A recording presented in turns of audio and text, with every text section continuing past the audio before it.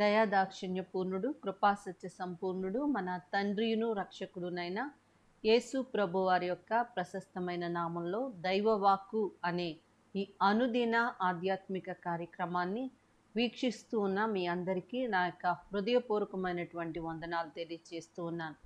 దేవుని యొక్క మహాకృపను బట్టి మనమందరము క్షేమంగా ఉండి, మన కుటుంబాలు క్షేమంగా ఉండి, ఆయన్ని స్తుతించేటువంటి కృపను దేవుడు మనకు అనుగ్రహించినందుకు ఆయనకు మనము రుణస్థులమై ఉన్నాము. ఈ దినము కొరకు ఒక వాక్య భాగాన్ని మనము ధ్యానం చేసుకుందాం. యోబు గ్రంథము 1వ అధ్యాయము 21వ వచనములో క్రింది మాట ఈ విధంగా వ్రాయబడింది: యెహోవా నామమునకు స్తుతి కలుగును గాక అని వ్రాయబడింది. యోబు దేవుణ్ణి స్తుతిస్తూ ఉన్నటువంటి సందర్భం ఇక్కడ వ్రాయబడింది. మామూలుగా మనం ఆలోచన చేస్తే ఏ విషయాల్లో ప్రభుని స్తుతిస్తామంటే, లాభం కలిగినప్పుడు స్తుతిస్తాం, మేలు కలిగినప్పుడు స్తుతిస్తాం, ప్రమోషన్ వచ్చినప్పుడు స్తుతిస్తాం, అదనంగా మనకి ఏదైనా వచ్చినప్పుడు మనము స్తుతిస్తాం, మన పరిస్థితులు అన్నీ బాగున్నప్పుడు స్తుతిస్తాం. అయితే ఇక్కడ యోబు స్తుతించే విధానం మనం ఆలోచన చేస్తే గనక, నేను తల్లి గర్భంలో నుండి దిగంబరినై వచ్చితిని, దిగంబరినై అక్కడికి తిరిగి వెళ్ళెదను, యెహోవా ఇచ్చెను, యెహోవా తీసుకుని పోయెను, యెహోవా నామమునకు స్తుతి కలుగును గాక అని మాట్లాడుతూ ఉన్నట్లుగా మనం చూడగలం. గమనించండి, యోబు గారికి మరి ఉన్నటువంటి బిడ్డలందరూ చనిపోయినటువంటి పరిస్థితి, అలాగే మందలు అన్నీ కూడా నాశనమైపోయినటువంటి పరిస్థితి, ఇలా ఒకదాని వెంబడి భయంకరమైనటువంటి వార్తలు ఒక్కొక్క ప్రక్క నుండి ఒక్కొక్కరు పరిగెత్తుకుని వచ్చి భయంకరమైన వార్తలు చెప్పినటువంటి నేపథ్యంలో, అటువంటి పరిస్థితుల్లో యోబు మరి మాట్లాడుతున్నటువంటి మాట ఏంటంటే, మరి తల్లి గర్భంలో నుండి నేను దిగంబరినై వచ్చి తిని దిగంబరినై తిరిగి వెళతాను, యెహోవా ఇచ్చెను, యెహోవా తీసుకొనెను, యెహోవా నామమునకు స్తుతి కలుగును గాక అని మాట్లాడినట్లుగా మనం చూస్తూ ఉన్నాం. ఈ సంగతుల్లో ఏ విషయమందును యోబు ఏ పాపమును చేయలేదు, దేవుడు అన్యాయము చేసినని చెప్పలేదు. భయంకరమైన పరిస్థితుల్లో ఉన్నప్పుడు, దిక్కుతోచని పరిస్థితుల్లో ఉన్నప్పుడు, సహాయం లేని పరిస్థితుల్లో ఉన్నప్పుడు, ఎవరు ఆదరించలేని పరిస్థితుల్లో మనం ఉన్నప్పుడు, ఎవరి ఆదరణ కూడా మనకు సరిపోలేని స్థితిలో మనం ఉన్నప్పుడు, ఆ భయంకరమైన పరిస్థితుల్లో మనం ఉన్నప్పుడు మరి కృంగిపోవటమో కాదు. కానీ యోబు గారు మనకు నేర్పినటువంటి మాదిరి ఏంటంటే, ఆయన్ని స్తుతిస్తూ ఉన్నారు. కష్టంలో కూడా దేవుణ్ణి ఆయన స్తుతిస్తూ ఉన్నారు. కాబట్టి ప్రియమైనటువంటి దేవుని బిడ్డ, నీవు దేవుణ్ణి ఎల్లప్పుడూ స్తుతించు.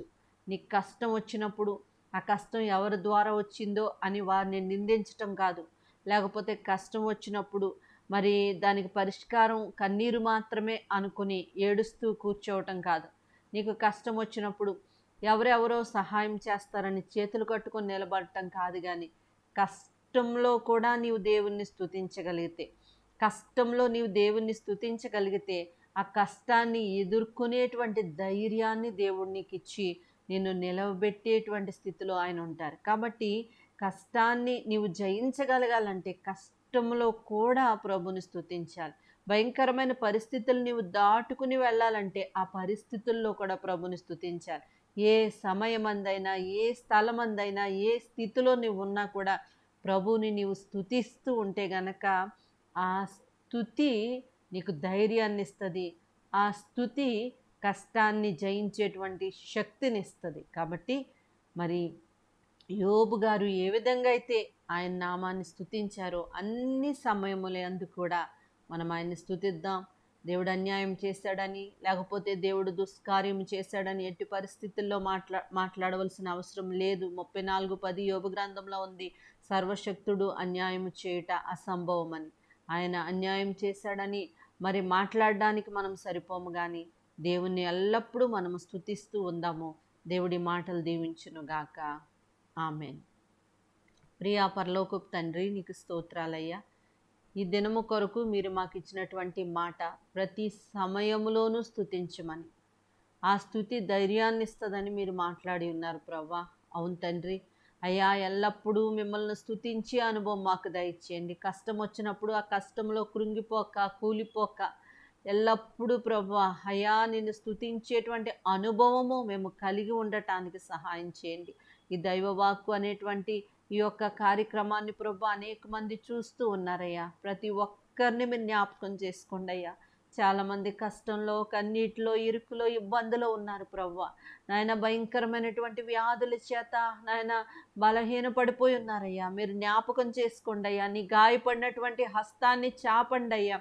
సంపూర్ణమైనటువంటి స్వస్థత, విడుదల వారికి దయచేయండి అయ్యా. వారి కుటుంబాలను పైకి లేవనెత్తండి యేసయ్యా. నీకు స్తోత్రాలు నాయన. నీ కనికరము ప్రతి కుటుంబం మీద ఉంచమని యేసు దివ్యనామములో అడుగుచున్నాము తండ్రి.